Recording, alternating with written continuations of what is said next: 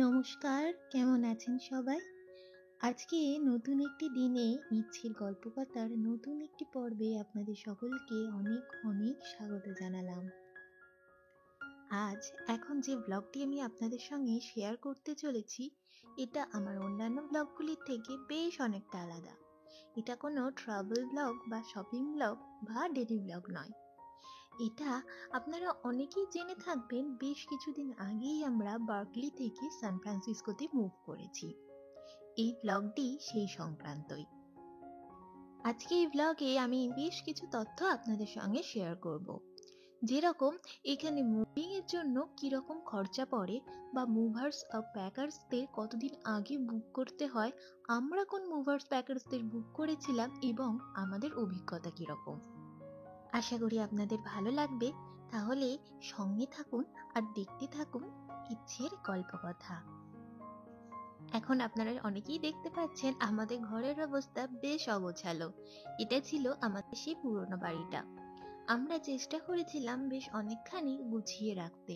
এই যে বড় কার্ডবোর্ডের বক্সগুলো, এগুলো আমরা হোম ডিপো থেকে অর্ডার করে কিনেছিলাম, কিন্তু পরে বুঝলাম আমাদের আসলে এগুলো কেনারই কোনো দরকার ছিল না। মোটামুটি আমাদের বাড়ি সিলেক্ট হওয়ার পরেই আমরা খোঁজ লাগাই যে এখানে ভালো মুভার্স এবং প্যাকার্স কোম্পানি কি আছে, এবং আমরা প্রায় 1 মাস আগেই এদের বুক করেছিলাম। এনারা এতটাই ভালো, প্রথমে গাড়ি আসতে আসতে রাস্তায় একটা অ্যাক্সিডেন্ট হয়েছিল, তাই ওনাদের আসতে 1 ঘন্টা মতো লেট হয়েছিল। ওনারা ফোন করে আমাদের সেটা জানিয়েও দিয়েছিলেন যে সকাল 10টার জায়গায় আমাদের গাড়ি সকাল 11টায় পৌঁছাবে। যেহেতু বার্কলি থেকে সান ফ্রান্সিসকো অনেকটাই হাইওয়ের ওপর দিয়ে যেতে হয়, আর আমাদের যেহেতু অনেকটাই বড় একটা ট্রাক লাগবে এত সব জিনিসপত্র নিয়ে যেতে, তাই আমরা চেয়েছিলাম একজন অভিজ্ঞ ড্রাইভার যেন ওই ট্রাকটি নিয়ে যায়। এই দেখুন, আপনাদের সঙ্গে কথা বলতে বলতে আমাদের ট্রাকও চলে এসেছে। তবে যখন বুক করেছিলাম তখন ওনারা আমাদেরকে জিজ্ঞাসা করেছিলেন আমাদের ঠিক কোন সাইজের ট্রাক লাগবে। আমরা ঠিকমতো আন্দাজ করতে পারিনি, তাই আমরা বলেছিলাম আপনাদের কাছে যেটা বড় ট্রাক আছে সেটাই পাঠিয়ে দিন। তবে যদি কেউ কনফিডেন্ট হয় যে সে হাইওয়ের উপর দিয়ে ট্রাক নিয়ে যেতে পারবে, তাহলে এখানে সেই রকম ব্যবস্থাও আছে। আমি সব তথ্যই আপনাদের সঙ্গে ভাগ করে নেব আজকে। তবে ট্রাকের একটা অসুবিধা হচ্ছে, ট্রাকের ভেতর দিয়ে পেছনটা দেখা যায় না, তাই চালাতে একটু অসুবিধা হয়। একটু আগে আমি আপনাদেরকে বললাম যে এই কার্ডবোর্ডের বক্সগুলো আমাদের আসলেই কেনার কোনো দরকার ছিল না, ঠিক এই কারণের জন্যই বললাম। এনারা প্রচুর এরকম বড় বড় কার্ডবোর্ডের বক্স এনেছিলেন। এই মুভার্স এবং প্যাকার্স কোম্পানিটাকে আমাদের একটা বন্ধু আমাদেরকে সাজেস্ট করেছিল। বেশ কিছু বছর আগে ওরাও এই সেম ভাবেই মুভ করেছিল, তখন ওরা এই কোম্পানিকেই হায়ার করেছিল। চলুন এবার আপনাদের সঙ্গে আমি শেয়ার করি এখানে এইরকম ধরনের কি কি কোম্পানি আছে। যদি আপনারা নিজেরা ড্রাইভিং করতে একদম কনফিডেন্ট থাকেন, সেক্ষেত্রে আপনারা ইউহল, পেনসেক, বাজেট, এন্টারপ্রাইজ এখান থেকে ট্রাক রেন্ট করে নিতে পারেন। এখানকার রেন্টাল কস্ট হলো প্রতিদিনে $25 থেকে $30 মতো। তবে এই কস্টটা ডিপেন্ড করে আপনি কিরকম সাইজের ট্রাক রেন্ট করছেন তার উপরে। এছাড়াও আপনাকে একদম আবশ্যিকভাবে একটা ইন্স্যুরেন্স নিতে হবে, যেটার জন্য প্রায় $30 থেকে $60 মতো পে করতে হবে। এরপর থাকছে যত মাইলস আপনি যাবেন, প্রত্যেক মাইলস হিসাবে $2 থেকে $3 করে পে করতে হবে। এছাড়া ফুয়েল খরচা তো আছেই। এই ক্ষেত্রে যদি 20 মাইলস মতো যেতে হয়, তাহলে ভারতীয় মুদ্রায় তা খরচা পড়বে প্রায় 7,500 থেকে 8,000 টাকার কাছাকাছি। তবে ফুয়েল কিন্তু আলাদা। এইভাবেই ওনারা বেশ কিছু জিনিস প্যাক করে উপর থেকে নিচে নামিয়ে ট্রাক লোড করছিলেন। এই যে বড় বড় কাঠের বাক্সগুলো নিয়ে এসেছিলেন, এই সমস্ত কিছুই ওই রেন্টের সঙ্গে ইনক্লুডেড ছিল। এর জন্য আমাদের আলাদা করে কোনো রকম কোনো টাকা ওনাদেরকে দিতে হয়নি। আরো একটা জিনিস হচ্ছে, এই যে ওনারা একবার চলে এসেছেন মানে আমাদের সব দায়িত্ব শেষ। ওনারাই ঠিক সুন্দরভাবে সমস্ত কিছু প্যাক করে গাড়িতে তুলে আবার আমরা যেখানে যাচ্ছি ওখানে নামিয়ে দিয়ে তবেই যাবেন। এবার আপনাদেরকে দেখাই যে সমস্ত জিনিস ভেঙে যাওয়ার সম্ভাবনা আছে বা স্ক্র্যাচ পড়ে যাওয়ার সম্ভাবনা আছে, সেই সমস্ত জিনিসকে ওনারা কিভাবে প্যাক করছেন। এইরকম বড় বড় সাইজের নরম ব্ল্যাঙ্কেট নিয়ে এসেছেন। আমাদের এই টেবিলগুলোর ওপরটা যেহেতু মার্বেলের, তাই অত জিনিসের মধ্যে এটা ভেঙে যাওয়ার খুব বেশি সম্ভাবনা ছিল। তাই যদি এরকম বড় বড় ব্ল্যাঙ্কেটের মধ্যে এগুলোকে মুড়িয়ে দেওয়া হয়, তাহলে এগুলো কিছু ভাঙবেও না আর কোনো স্ক্র্যাচও পড়বে না। দেখুন ওনারা কি সুন্দরভাবে এইগুলোকে মুড়িয়ে সুন্দর করে একদম রেডি করে নিচ্ছেন। তবে এর জন্য আলাদা করে কোনো চার্জ লাগেনি। আর এইরকম বড় বড় ব্ল্যাঙ্কেট ওনারা বেশ অনেকগুলোই এনেছিলেন।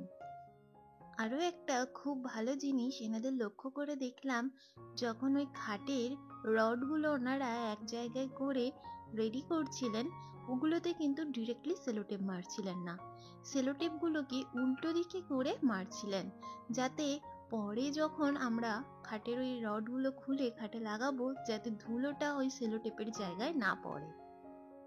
আমরা বেশ অনেকগুলোই মুভার্স কোম্পানির সঙ্গে যোগাযোগ করেছিলাম, যেরকম ধরুন জ্যাপ্ট movers, joy small movers, sherpa moving company, west coast moving company এবং এই B2 মুভিং কোম্পানি। তবে এই B2 মুভিং কোম্পানিটা আমি আগেই বললাম আমাদের একজন বন্ধু আমাদেরকে সাজেস্ট করেছিলেন। এনাদের সবার কাছ থেকেই কোট নেওয়ার পর আমরা দেখলাম এটাই বেশ আমাদের বাজেট ফ্রেন্ডলি হচ্ছে। এনাদের রেট ছিল প্রতি ঘন্টায় প্রায় ওই $125 কাছাকাছি। তবে ট্রাক রেন্টের জন্য আমাদের আলাদা করে কিছুই দিতে হয়নি। কিন্তু নর্মালি এনাদের রেট থাকে ড্রাইভার এবং হেল্পারের জন্য ওই $120 থেকে $150 প্রতি ঘন্টায়।